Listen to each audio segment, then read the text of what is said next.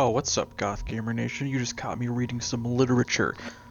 Hope y'all are having a nice Halloween season, which I split up the year into Halloween season and miserable hot why do I go on season. Anyway, I got a new video here for you, so I hope you enjoy it. I hope I don't say anything that bothers you too much, and I hope you're staying safe. And keep on gaming.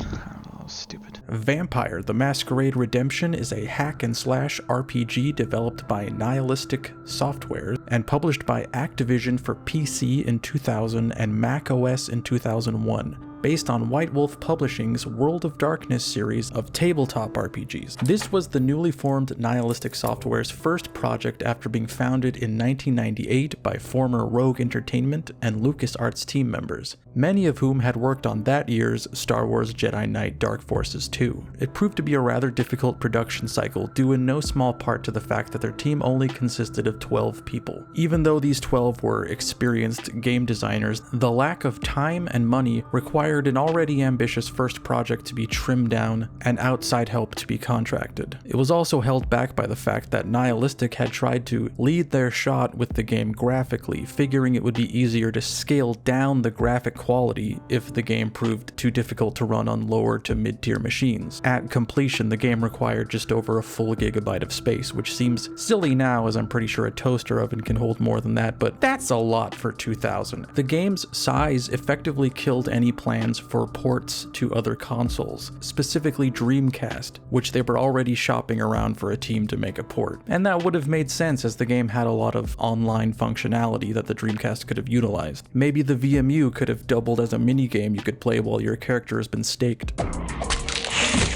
off, bloodsucker!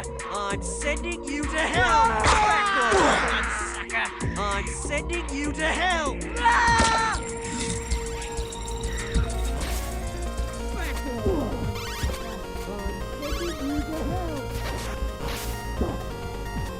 Redemption was released to extremely polarizing reviews. On the positive end, it was named Best RPG at the 1999 Game Critics Awards, leaving Deus Ex as the runner-up, which is fine.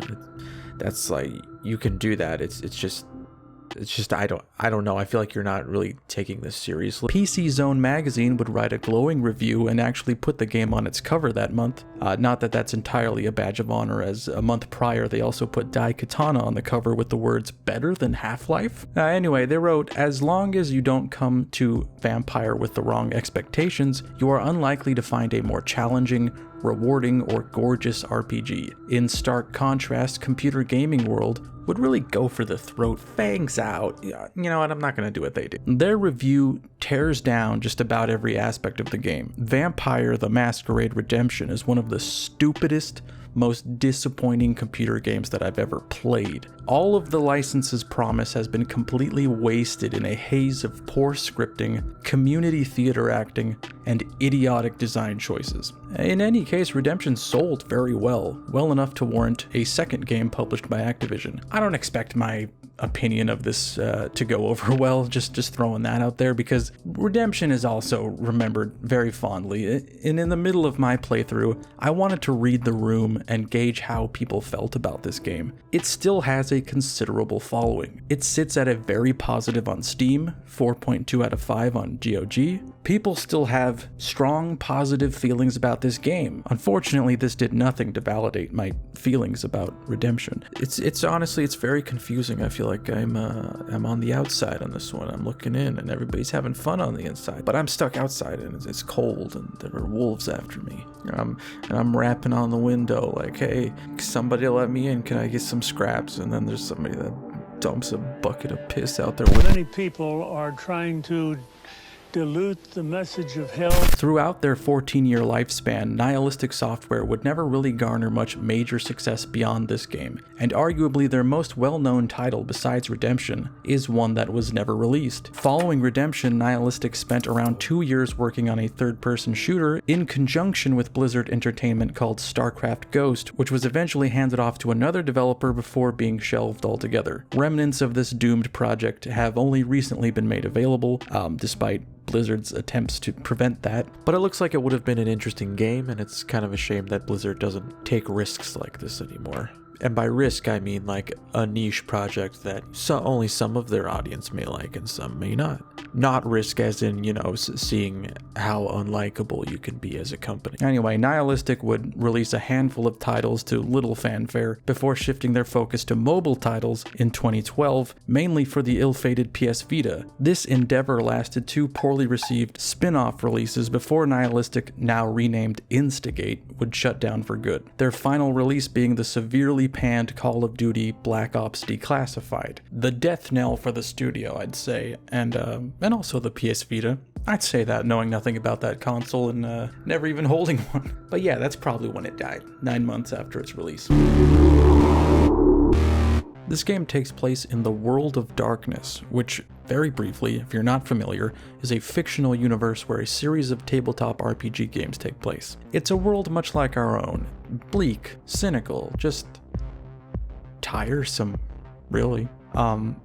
But the sole difference being that it's more interesting because just about every kind of supernatural concept you can think of, vampires, werewolves, ghosts, mummies, in abundance of goth clubs instead of 1 or 2 that only become that on certain nights, and even then it's mostly hipsters. These all exist, and there is a vast network of conspiracies keeping humanity either oblivious or in servitude to them. Redemption borrows from the lore of Vampire the Masquerade, but more so its spin-off, Vampire the Dark Ages. The difference between the two being that this one is set in medieval Europe long before the Masquerade and the Camarilla, and the Masquerade being the strategy of self-policing vampire society to keep their existence a secret from the world, and the Camarilla being the collection of vampire factions or clans that have agreed on these terms, though of course there are still other groups that disagree. I'm going to try to keep talking about the deeper lore of these games to a minimum because despite playing both Redemption and Bloodlines, reading the comics, and actively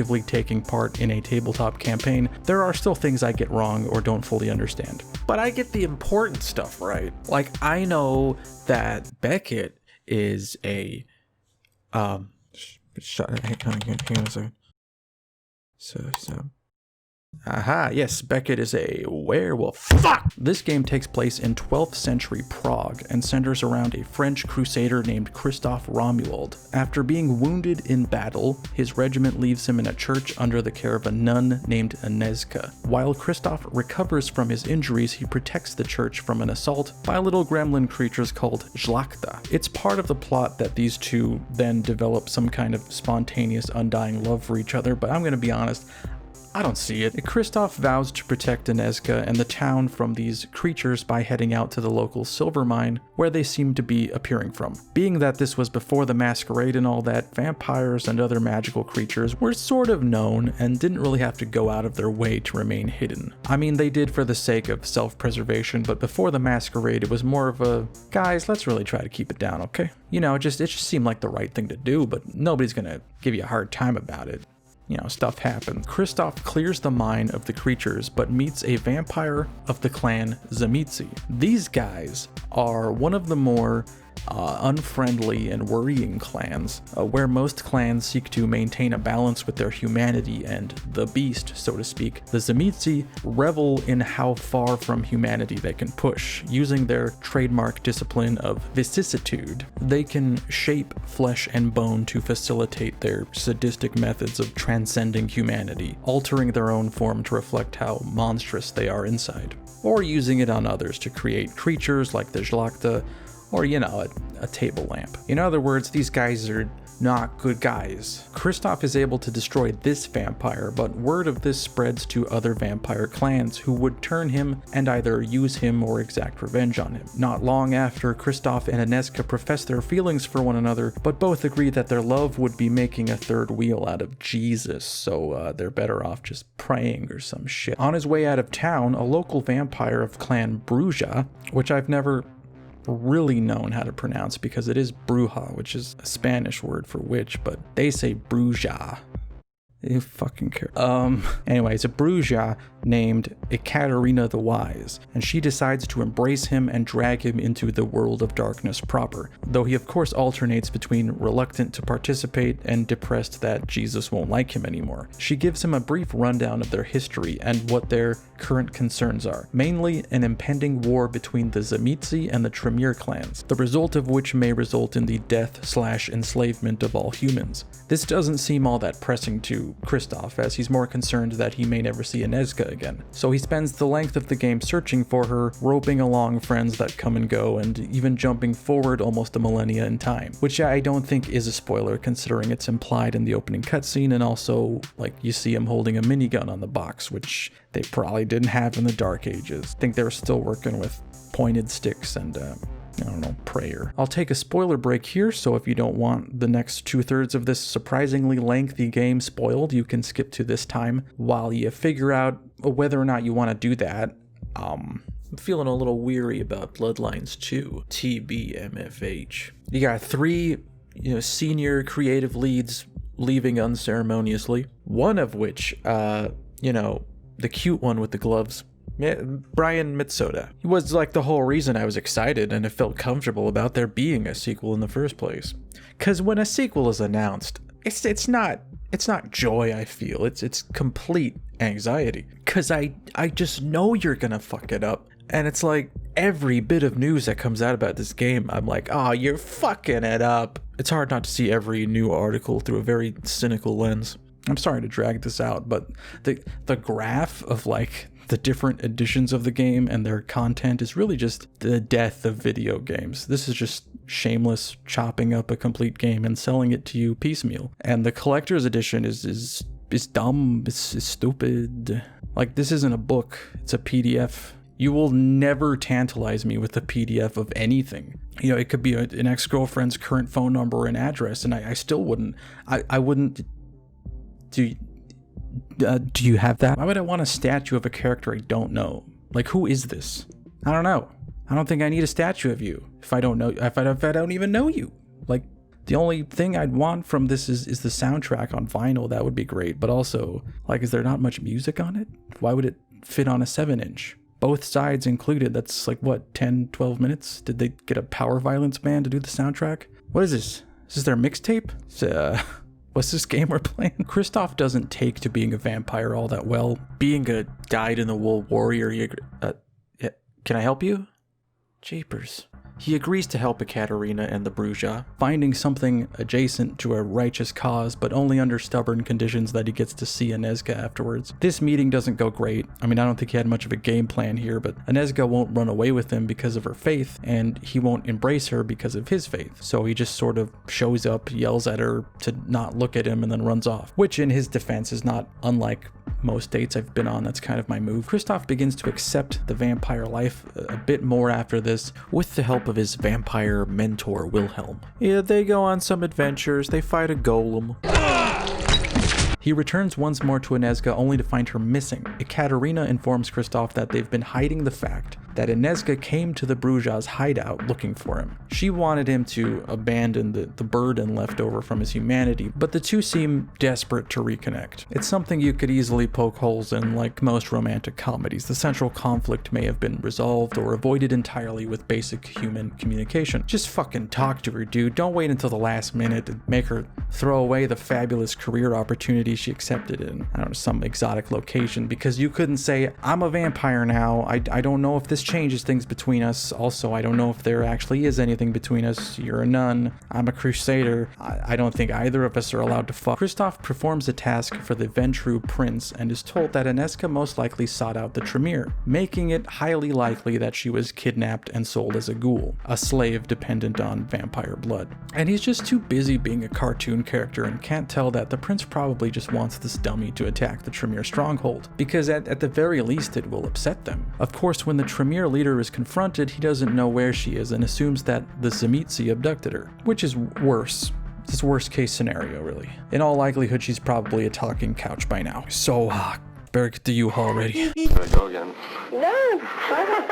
Kristoff and crew return to Prague to find the Tzimisce have been outed by the humans who are in the midst of a siege on their castle, sending in Raptor trucks and Black Hawk helicopters. Despite the building already beginning to topple over, Kristoff runs inside only to find Agnieszka, already the ghoul of a powerful ancient vampire named Vukodlak. She rejects his pleas to flee the castle until it finally collapses around them. And that's the end of the game.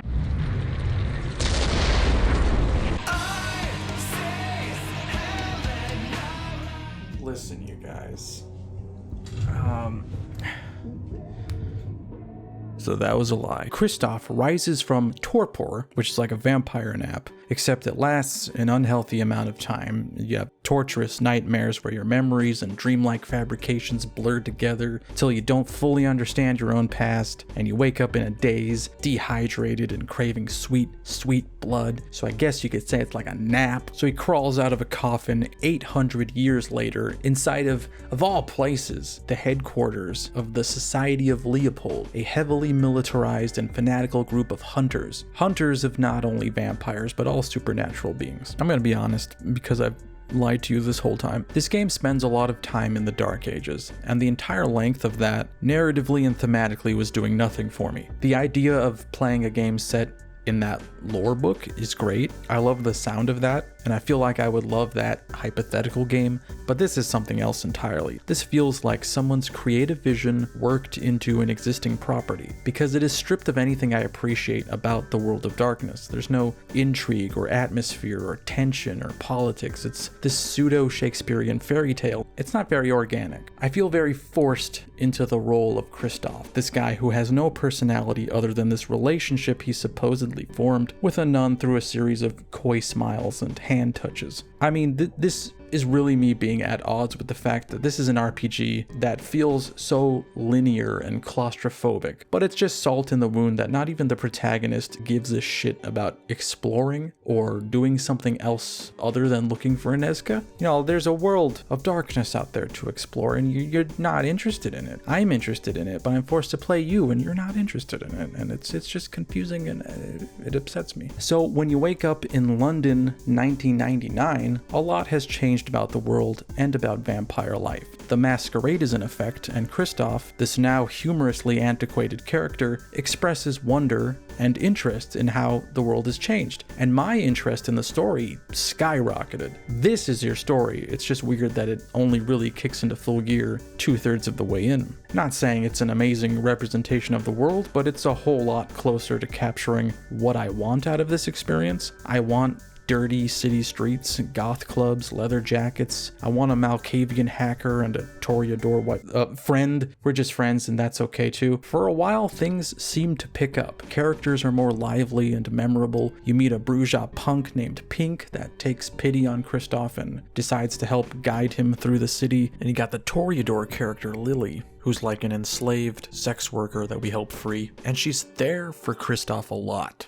Emotionally. So there's like 1 or 2 times where I was kind of taken aback, like, hang on, am I going to care about these people? Nobody told me I was going to be feeling things today. You come to think of it, the very minimal side plot we get with Lily looking for her sire, this is probably the closest to that I got throughout the entire game. So it could be that she's written well, but it could also be that I'm just doing anything I can to get away from Kristoff's story. We learn from a Sedite clan leader that shipments of earth and artifacts from the ruins that Kristoff was dug out of are being shipped to a warehouse in New York City. So the gang hides out on the ship under the guise of Interpol agents and shows up in the big windy apple. Yeah, things are really fun for a while. I think where it begins, it's 180 is around the time you learn that Clan Giovanni have been the ones selling the shipments of earth and unknowingly to the Tzimisce. And the moment Vukodlak is mentioned, Pink leaps on this guy and kills him. Abdul al-Hasim, master disciple of the Assamites at your service. You must admit, I affected the idiotic Bruja aesthetic with flawless perfection. Fuck? I mean, okay, like, I guess, dude. I guess the Cockney punk stereotype I've been hanging out with this whole time was actually an Assamite assassin named Abdul al-Hazim, tasked to keep Kristoff from finding Vukodlak before he awakes from torpor. And now he's returning to his home planet. Bye! Wilhelm is back, though. tight. I guess in the 800 years since they last hung out, he's aligned with the Sabbat and done a lot of things he's not proud of, probably attending Woodstock 99. So he decides to rejoin Kristoff in their now mutual goal of restoring their humanity. Luckily, Vukodlak is like right down the street in a lot where I guess the Tzimisce have been rebuilding the castle that was destroyed 800 years ago. I might not have mentioned this is an in-lore requirement for Tzimisce. In order for them to travel elsewhere and rest, they need to have Earth that originated from somewhere that was significant to them before they were embraced. And sure enough, he's down there, and so is Aneska, though her vibe has changed substantially. Please allow me to split Kristoff's joints and fleshcraft his bones into a throne for thy glory. Probably has something to do with the 800 years she spent as his slave ghoul. And she's also, at this point, reliant on him for blood, so killing him would likely kill her as well. Before they confront one another, Kristoff has dropped into the bowels of Vukodlak's fleshy dungeon, where he runs into many familiar enemies, but also an exposition device that I was unable to find any reference to outside this game. But it's like a wall of Aneska heads that operates as a diary of her thoughts over the years. Annie, baby, it's 1999. Head on down to your local Circuit City and pick up a Cassiopeia E15, motherfucker. It's still got the grayscale display, but you won't even think about it when you're banging out these harrowing diary entries about centuries of torture with a blazing fast 16 megabytes of RAM. Kidding me? Man was not meant to go that fast. Of course, given what kind of story was being set up here, Aneska's faith remained strong over the years, and it was the power of her prayers that woke Kristoff from torpor. And there are multiple endings based on your humanity level, but assuming you didn't run around killing pedestrians, which you don't really gain anything from doing, I am gaining so much from this. You're likely to get the ending where Vukodlak is defeated and Kristoff embraces Aneska to save her life. Okay, you can come back now. Redemption's love story is the spine of the whole plot, but it is the most quaint part of it. The part that's not necessarily concerned with vampire politics and interpersonal drama, but aspires to a goofy Shakespearean stage play, where two star-crossed lovers of opposing alliances struggle to find happiness, the two making these cosmic vows while perpetually missing each other in their travels. I'm sure the game's fans see power and depth to this narrative, but I don't find any of this to be effective or handled well. Some of the flowery language is enjoyable and cleverly written. A lot of it isn't. I shall crack open the tree of life and uncover all the secrets of death and life. It's a real choice, because obviously, you and I know, people never talked like this, let alone a Frenchman in Prague. You gotta know, nobody's ever sounded like this. Hail and well met to thee, Knights of St. John.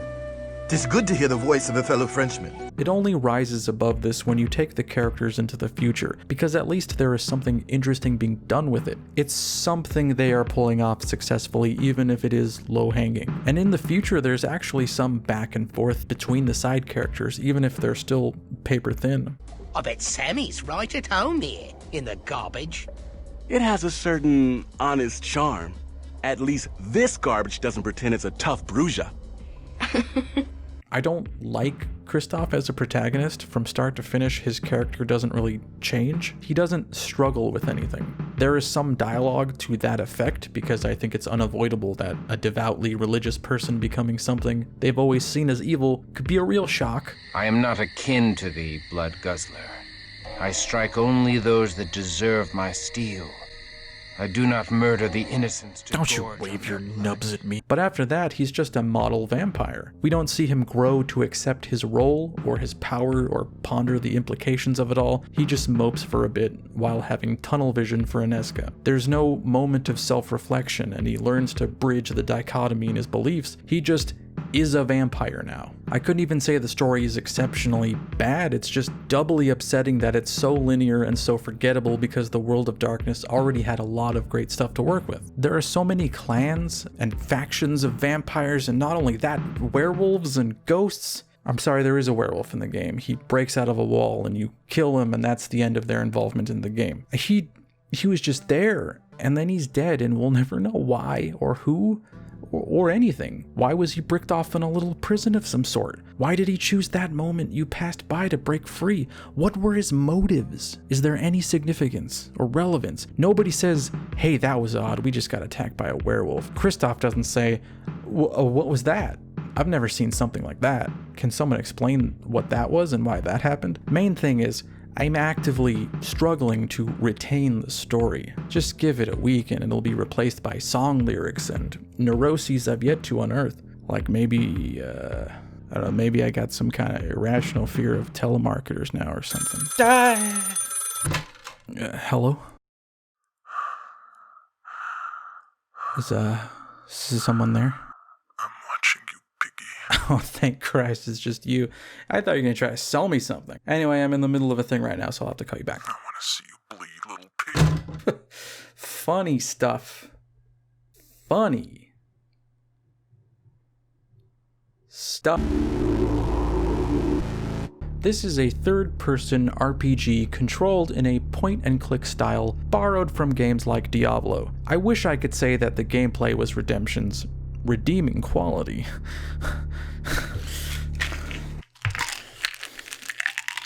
But it's probably what I found the most disappointing. It's really a shame because initially I could see the framework of an interesting game that had these Diablo-esque hack and slash sequences, but also wanted to play around with puzzles and deeper RPG elements with your disciplines, which are the vampire equivalent of magic spells essentially. Like there's one moment where you're in a clock tower and you need to hit this switch, but this piece of swinging machinery will kill you instantly if you try to pass it. So you can use the mist form ability to pass through it unharmed. And I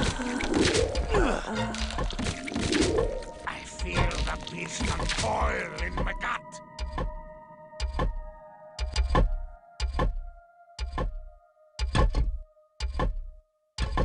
So first tell your party not to follow you, and then you pass by unharmed and flip the switch. It was simple, but it was something other than clicking on dudes until they exploded. But that was literally the only time you do that, or anything like that. See, the mechanics are faithful to the rulebook to a fault, because it doesn't come up with an adequate reason for you to have or use most of these abilities. I don't mean to jump right into one of the biggest issues with the gameplay, but it's difficult to dance around it. So most of the game, you're gonna be in combat, and combat is alternatively incredibly boring or so chaotic and sloppy that it's frustrating. This is mostly due to the fact that you have very little control over the members of your coterie, your party, your group of dudes, your dude crew. While you can take a calm, measured approach to a fight, preserving your resources, being strategic, the other characters will throw everything they have at the enemies in a blind rage, using their blood abilities and healing items, causing you to relinquish control of Kristoff to quickly micromanage everybody's blood in a panic. All the while,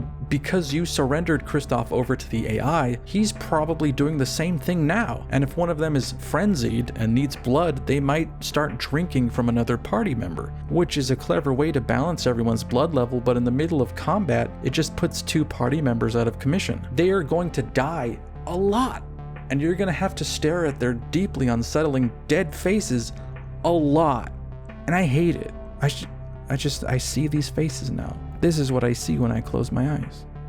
It's awful. This was later amended by an unofficial patch that allowed you to freeze time and switch between characters, much like Knights of the Old Republic or Dragon Age. While bringing a slim measure of relief, it's hardly a comfort because I can't trust the other characters to do anything helpful. I can stop time and think about which one I should heal, but it doesn't fix the problem that they're all morons. You leave one to their own devices and they immediately waste resources, get in the way of enemies so you can't attack them, shoot guns into walls, just space out while being unable to reach an enemy due to cramped environments. I lost count of how many times they just linger in a doorway while I'm getting my ass kicked, or stand in the sun when it's literally burning them alive.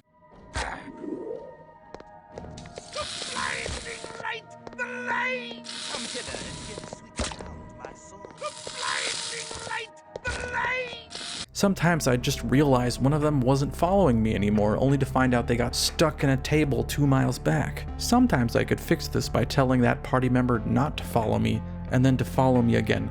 But sometimes they'd just be fucked and I'd have to load a save. This was a problem they were aware of through most of the development. At launch, the character's pathfinding was programmed with a flimsy temporary fix, where the characters will follow you, but they don't really understand where walls or stairs are. Since the level design was completed first, they didn't have time to go back and program a proper fix for the 100 or so levels, since the level designers were, I don't know, in a different corner of the room that was really far away, and they had to cross a moat with alligators at the bottom. When everything is working correctly, I wouldn't say the combat is difficult exactly, so much that it frequently feels unbalanced and like a very exaggerated dice roll of critical fails and successes. A boss enemy could absolutely melt me in seconds, but then the second time either I gank them without breaking a sweat, or I fall asleep left clicking. To the abyss with thee!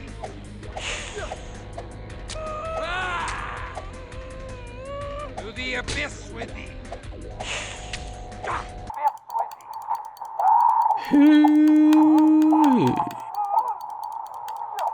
Yeah.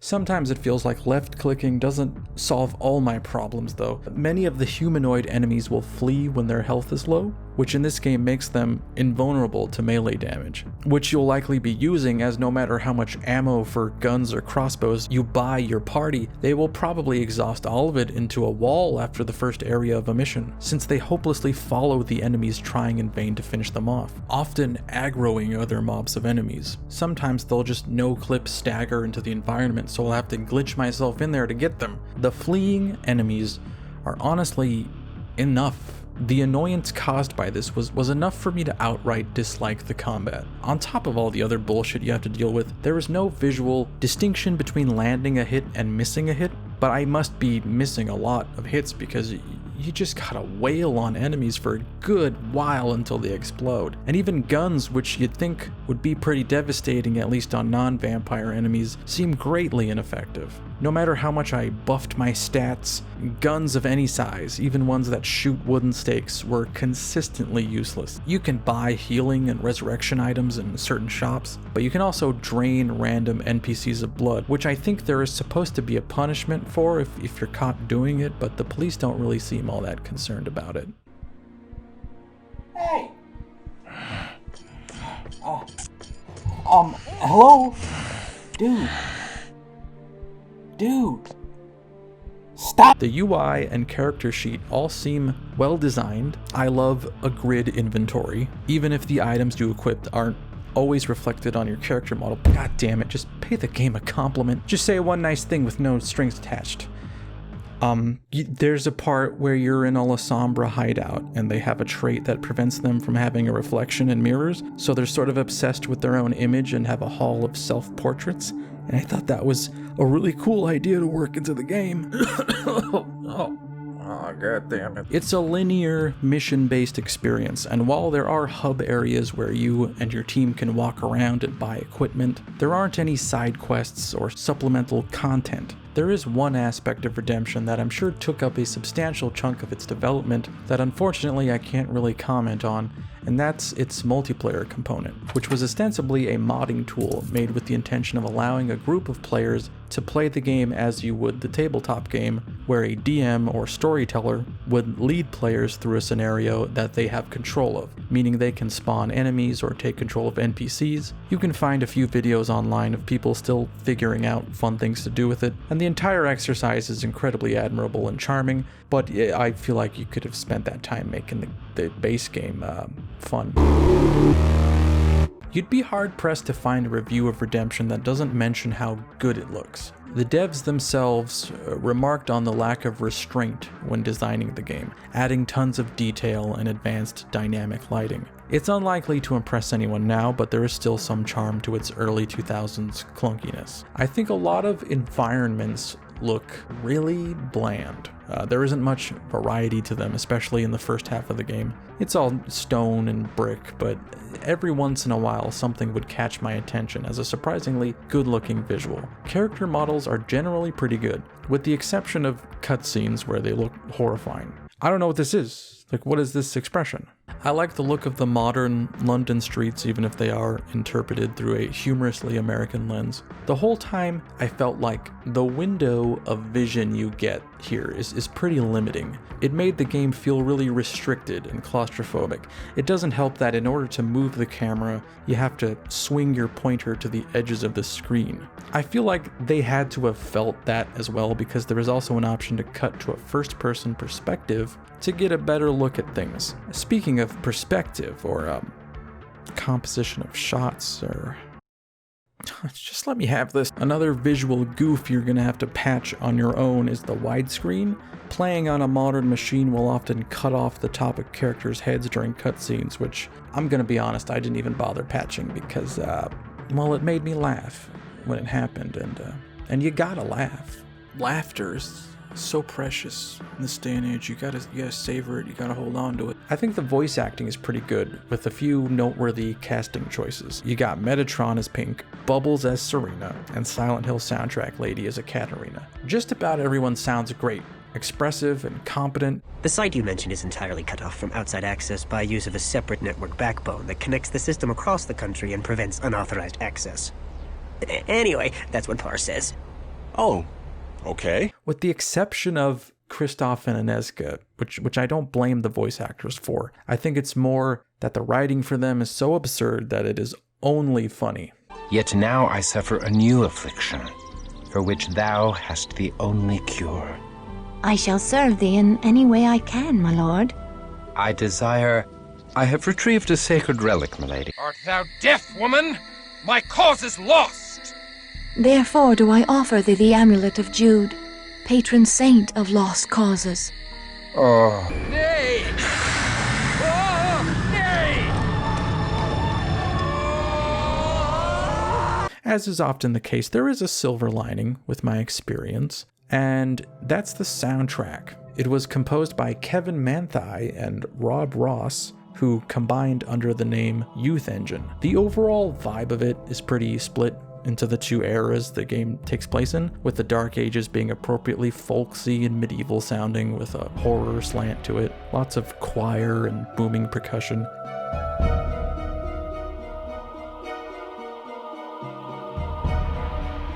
Once you make it to modern day, the soundtrack goes off. It sounds like what I think of when I think of this world. It's got hints of industrial and dark wave and drum and bass.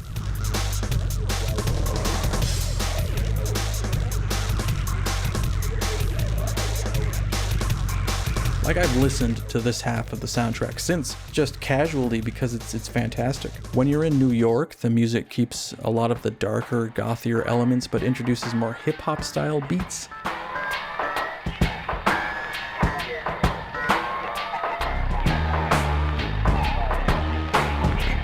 It's all so fun, and was really working overtime to carry my playthrough. In addition to this, there's a collector's edition of the game, which, along with being shaped like a coffin and containing things like a Camarilla pendant, had a second soundtrack called Music to Feed By, which is honestly not a bad playlist at all. It's got some Typo Negative, Ministry, Gravity Kills, Primus, weirdly enough. It's just not the first thing I think of when I think of vampires, but okay. No, this is the part where I'm not going to have anything bad to say. Probably upsetting a lot of Redemption fans, unless they've checked out a long time ago. In that case, it's got to be mostly people who agree with me left. The only demographic that matters. I love this terrible game, but for everyone wanting to play it, assuming it will be like Bloodlines, it's not. It's from the era of games where point-and-click motion was all that was possible. I don't know where you're getting that information. Pretty sure I played some games before that weren't like that, but okay. The combat is awful and repetitive. The story is worse. Most of the minor characters are above and beyond more interesting than the mains, with the exception of Pink. I had issues with glitches where my party would stop fighting and let themselves and me be slaughtered. I also walked through a locked door in the Sedite Temple and couldn't get back out again without cheats. I do recommend this game for the simple reason that I played it to completion and found it very endearing. I can't explain why, I just cared about what happened to the characters. It's possible that being interested in the Vampire the Masquerade lore made it easier, so if you aren't familiar, it may be best to play Bloodlines first. I can absolutely agree with there being some ethereal, endearing quality to the game that makes it worth playing, and a big part of it probably is its source material, because without that, I would probably completely dismiss this game as garbage. There's a lot of aspects of this game that I think are bad, and unlike Bloodlines, the bad things are not counterweighted by good. There's a little bit on that side, but it's being launched into the sky. Oh man, this brings back the memories. Oh yeah, those memories sure came and went, huh? Millennials need to know good stuff. But I'm a millennial. I'm familiar with how bad it is. I love playing an old game. I heard that, buddy. Nothing beats an old game. The ignorance. It is so amusing to watch other players' reviews of the game who adore the Bloodlines. There is more than 6 years between these two games. This were easily one of the most interesting RPG game at the time it were published. The depths in the game is intense and it just pulls you right into the story. Graphics are hugely outdated for present day, but it's not about the graphics. It's all about the game controls and the atmosphere. The time in between the two games doesn't mean anything. Like, I don't find Redemption to be lesser because it's older. Games like Diablo 2 and Deus Ex came out the same year, and both of those games are like timeless to me. I see a lot of the positive reviews throwing the game's graphics under the bus, like, oh, you don't like it because it looks old. Well, it ain't all about the graphics. The game looked great, and it still looks great. The controls are one of its biggest weaknesses, and at the dev's own admission, it's fine if you've developed a connection with this game, but it seems like a dick move to blanket people's preferences for Bloodlines as ignorance. You know, my love for Bloodlines is just as blind a love as yours. After seeing some negative reviews about this game regarding combat and AI, I had to place this message so people don't get scared by that. Combat is easy if built correctly and very hard if built wrong. You can solo the whole game and just leave the AI for what it is, making the game a lot more fun. Those are some actual stats there.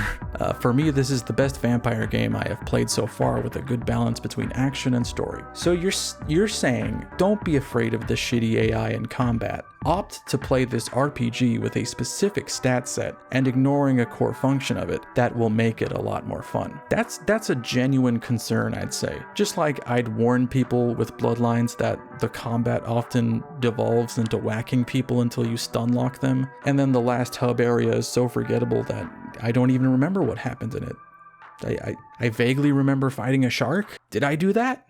Did you see the shark?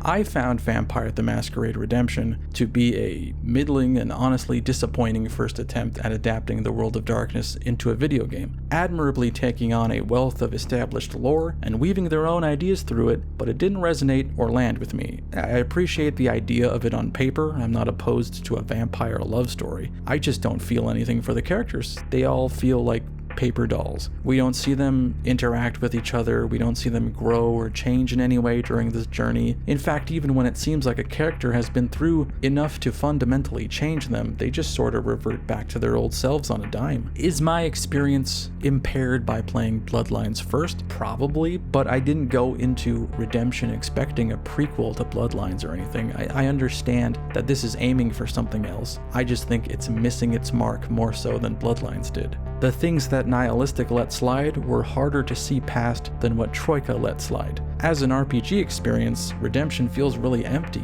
I can't create a character or pursue side missions or feel like I'm actually advancing my character. Bloodlines has its share of gameplay issues, but none of them managed to both bore and frustrate me. There was also just more to do. There were stealth gameplay, puzzles, and dynamic social interactions. Redemption had one thing to get right, and for me, I don't think it did that. I think it has such prevalent, deep-set problems that it's demoralizing to play. It still looks great. There are portions of the game that have a really cool atmosphere to them. The soundtrack is awesome. Voice acting is pretty good. It's not enough to pull me back. I feel like I'm probably being an asshole by nitpicking so many aspects of it. Like, it's probably an okay game. I just can't stop.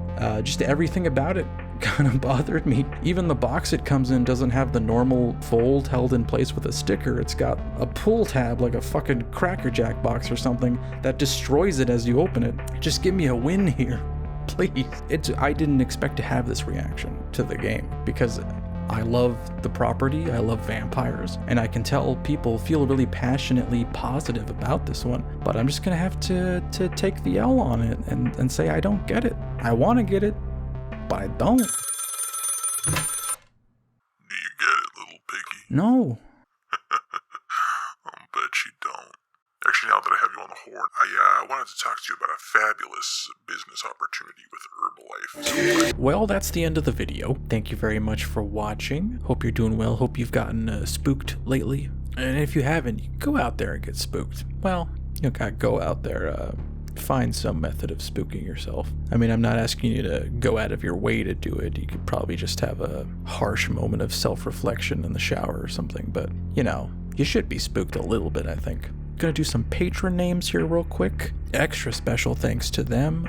If you didn't notice, obviously I have a place to live now, and I probably couldn't have done that without you, so I don't really know what to say when somebody gives you something so substantial other than thank you, and I'll do my best to make it worth it.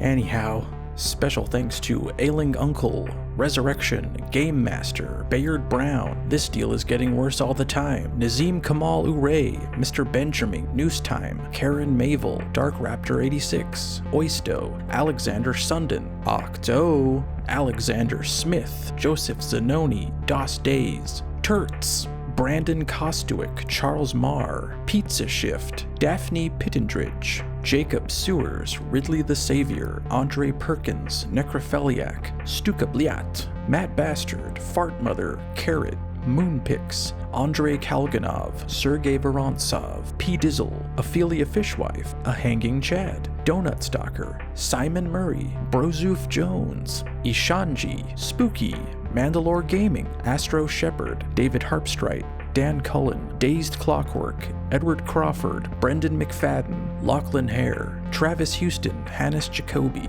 Big Honk, Jeremy Lott, Tyler Robinson, Honey Beebe, Robert Scotland, Nunu, Persian Air, M, Nick Timmons, Tommy Steenrod, Dennis Dahlhausen, Day Yang, Jake Desi, Brody Gibson, Alistair Stewart, Niles, D. McDonald, Commissar, Doxapine, Vlastan, Pecrotia, Arshes Nate, Spider, Leland Miliokis, Simpin Goral, Alas Ratgunk, Atlantean Goldfish, Sergey Vidovin, Rowdy Roddy Peeper, Major Millions, Tyler F., Mr. Bojangles, Evo Zap, Alec Galler, Strakinia Redenkovich, Dan Richardson, Fred Greisen, No Community, Otter Soldier, Lost Via Domus, Megan Carmody, DJ Necroman, Meme Queen, Jay Marshall, Joe Face, El Jaguar, Ruibi Somem, Sweetie Petey in the Back Seedy, Declan J. Keen, Totally Not a Mimic, Josh Scharf, Vismark, Michael King, Noiles, Roland,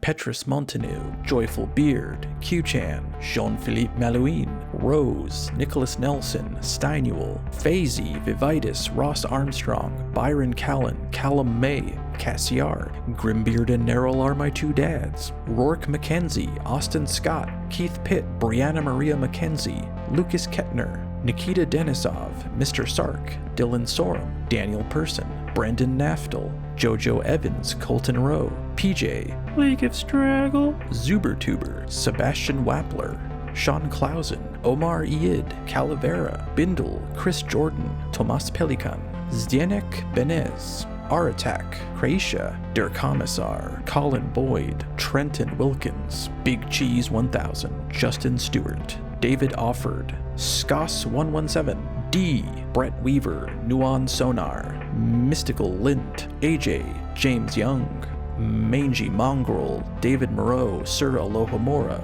Eris Alessandrakis, Pedro Costum, Adventure Game Geek, Ghost LPs, Niles Crane 19, Robert, Johan Kvand, Zaraka, Adrian Facci, Christopher White Schneider, Ricky Goss, Pixelfish, Wednesday V, Alex Hanna, Professor Nex, Lucas, Cassiel, Alex Blackwood, No Bunny, The Gaming Beehive, Little B, Drunk Taco, Matthias Waltman, Ricky Rigatoni, Robert McMahon, Hashi Singh, Jared, AJ Leroy, Brad, Anthony Daniel, Jonathan Becker, Sam C, Warhopper, Kevin Thurber, Jeep Pete, The Super Pickle, Dostia, Sura Prize, The Voyant Claire, Joe Lambo, Gargantua, Joe Reynolds, Ignacio de Guglielmi, Melon Man, Level Zero, Sven Grell, Your Biggest Dad, OK Cat Dad, Tess Dunn, Yoni Niamela, Homeboy Dirtbag, Crampig Newt, Babyhead, Tiana Lasik, Big Dong Daddy Dom,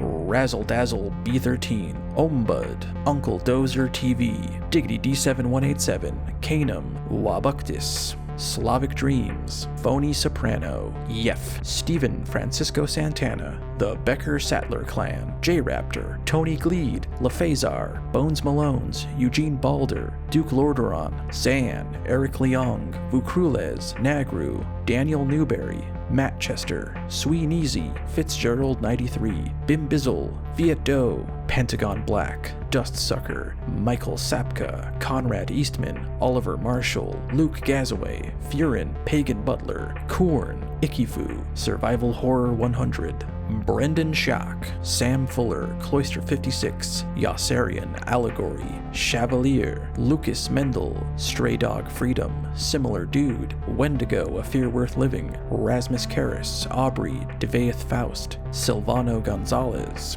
Ian, Huai Lee, Michael B., Mr. Roboto, John Adams, Nathaniel Dolenchuk, Ian Baranek, Florian Vogel, Bertie Bertig, Rachel Rose, Vinculus, Avalanche Reviews, Negative Creep, Alex Theodorov, Alexis Pincinalt, Chris Barb, Sean Lovett, Chris Tallarico, Jaimo Statman, Boyi, Oriole, HL Longboy, Michael Moore, Manu Weidman, Danny D, Tony Brandt, Joshua Stewart, Kirano, Chef Toker, QL2040, Gideon Joubert, Scott Motus, Thisid4, Cabbage, Frand, Austin Mathis, Vey, Peachy Pixel 8, Sir Tristan, Schluff, Sarah Denman, Stanislav, Casey Gould, Zachary Schulstad, Krylar, Ross Carmona, Khalifas, I Love OP, Leia Waddell, Sammy 3D, Mikey Tambourine, Obsidian Sword 64, Monolith, Moral,